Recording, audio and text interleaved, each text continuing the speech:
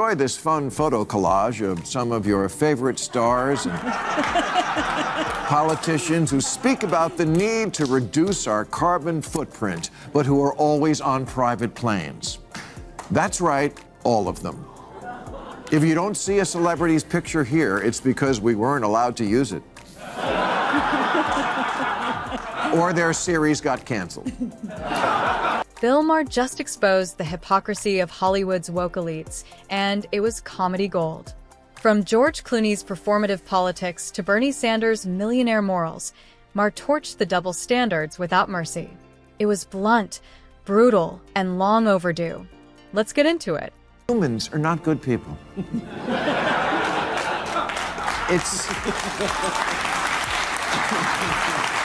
It's just not in us, including me. And I'm tired of living well, not a lie, but it's also something I never mention, but it's a new year, and I'd like to come clean. My name is Bill.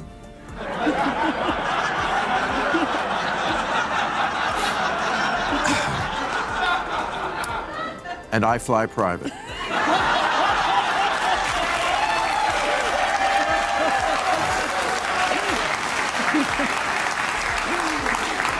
And so does every other person who calls themselves an environmentalist who can. Maher opened by pointing out classic green hypocrisy. Celebrities preach about saving the planet while flying private and racking up massive carbon footprints. It's performative activism at its finest, loud lectures, trendy slogans, and zero personal sacrifice. Maher called it out for exactly what it is: virtue signaling for applause, not real impact. Now enjoy this fun photo collage of some of your favorite stars and politicians who speak about the need to reduce our carbon footprint, but who are always on private planes. That's right, all of them. If you don't see a celebrity's picture here, it's because we weren't allowed to use it. Or their series got canceled. That's why these Hollywood celebrities shouldn't be taken seriously beyond their on-screen roles. Many pocket massive paychecks while preaching save the planet, turning activism into branding rather than belief. Even those who claim it's not about money are often just polishing their image, living lives of excess while lecturing everyone else. Private jets, mansions, luxury cars, all justified as awareness.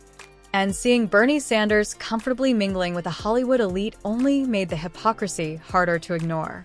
All the environmentalists of Hollywood and Washington do it. Their position on climate change is, we must do more to stop pouring carbon into the air, except for me when I want to go somewhere and then I take a... Most of the celebrities Maher roasted are the same ones who loudly backed Kamala Harris and Democratic causes, especially climate change. For decades, they've lectured the public about going green from award stages and social media. Yet nothing has changed. Emissions haven't dropped, and their carbon footprints keep growing. Why? Because it's all performance. Empty speeches, PR stunts, and virtue signaling for applause, not accountability. They preach sacrifice, then return to their private jets without a second thought. It turns out there is one thing in this world that is completely impossible to resist, and this is it. It's like heroin. If you do it once, you'll never stop.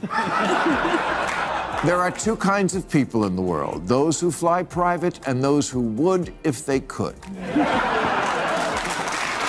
Maher is being honest, and he's right. Flying private isn't the problem.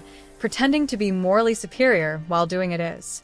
Anyone would choose private travel for the comfort, convenience, and escape from commercial chaos. The hypocrisy comes when celebrities lecture the public about climate sacrifice while enjoying luxury themselves. It's not about the flight. It's about the fake virtue. A third category, those who could but do not, does not exist. Except for Ed Begley and Greta Thunberg.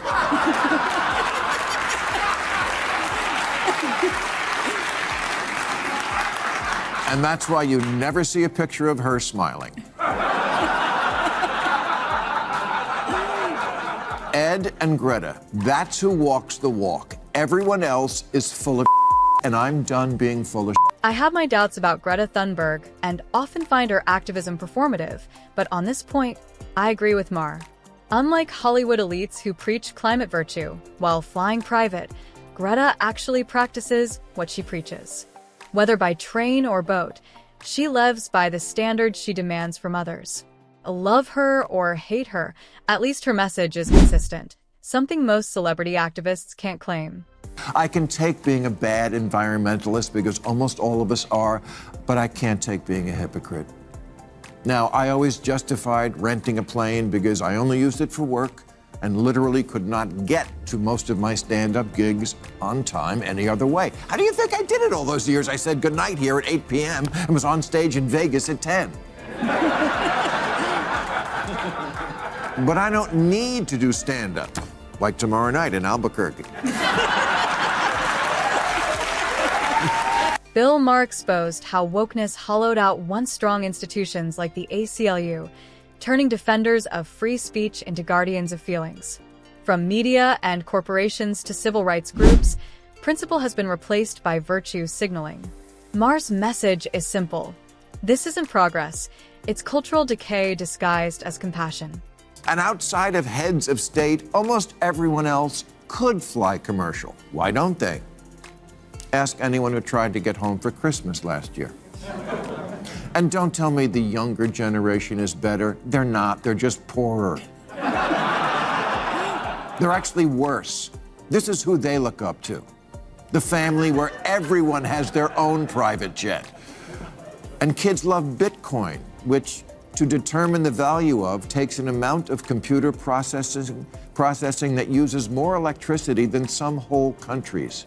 Kids could have rejected that, but they didn't. They love it. Why? Because they want to be rich. Why? So they can fly. Maher then took aim at young Democrats, arguing their environmental activism isn't driven by conviction, but circumstance.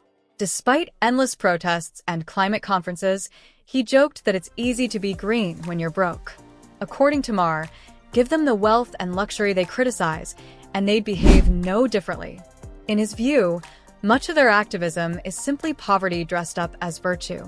No one can resist it. John Kerry is our climate czar, and he uses a private jet. People take jets to environmental conferences. If you could run TED Talks on hypocrisy, you wouldn't need coal. Maher dropped another brutal truth bomb. John Kerry, the U.S. climate envoy, was caught flying on a private jet after taking the job. You can't lead the fight against climate change while burning fuel in luxury planes. Maher's point was simple. You can't preach virtue while practicing hypocrisy. These elites lecture everyday Americans on emissions while living lifestyles that pollute more in a week than most families do in a year. That's not leadership. It's hypocrisy dressed up as righteousness. But sorry, not sorry. I tried to do my part for the environment. I never had kids. The one thing worse for the planet than private jets. It's true, because then they have kids. I had the first generation Prius in 2001. It looked like a Tylenol gel cap. I was always handing my keys to valets who were driving a better car than me. I had the first Tesla in 2010, and honestly, both these cars sucked. The Tesla came up to about here on me. If I had a hard-on, I couldn't fit in this thing.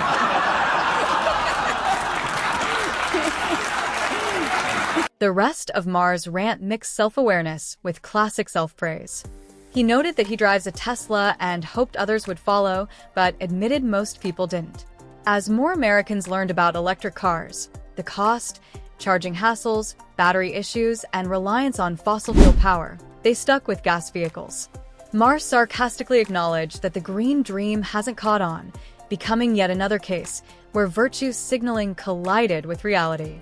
But both times I said to myself, okay, I'll take one for the team because I have a platform, so I'll do the right thing, and then everybody will follow, people will...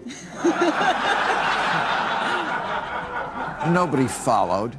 In 2021, 80% of new vehicles weren't electric, weren't even hybrid. They weren't even cars. They were SUVs and trucks. That's what people want. In 1973, the share of global electricity generated by coal was 38%. You know what it was 46 years later in 2019, after all the talk and all the trying? 37%. You know what percentage of plastic gets recycled?